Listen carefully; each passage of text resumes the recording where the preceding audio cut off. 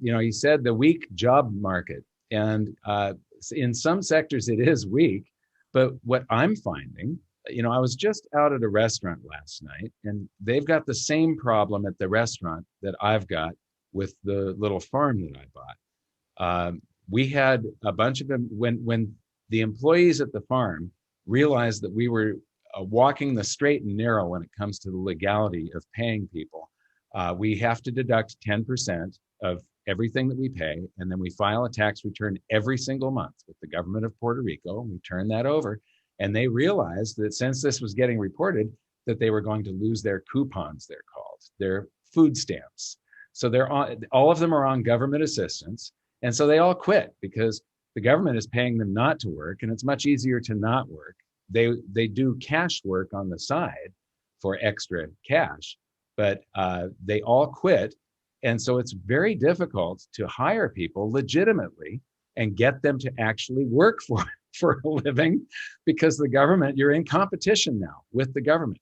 The restaurant that I was at last night, the food was taking a long time, and he said, we're trying to hire more people, but we can't. Nobody will work because the government is paying them not to. So we're currently in competition with the government. And then the number of tourists down here, and it's a completely different type of tourist than before the pandemic. Before the pandemic, it was the cruise boat crowd.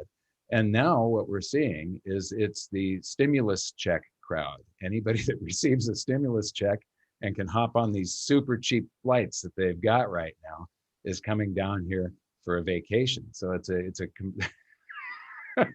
this is people hunting for a bar that isn't closing and getting in fights in the streets and doing graffiti and stuff. It's a completely different crowd.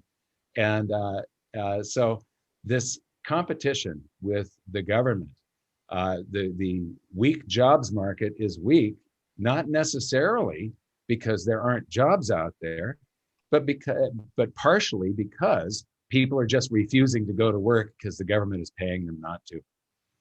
Well, history is replete of government policies that basically create all sorts of unintended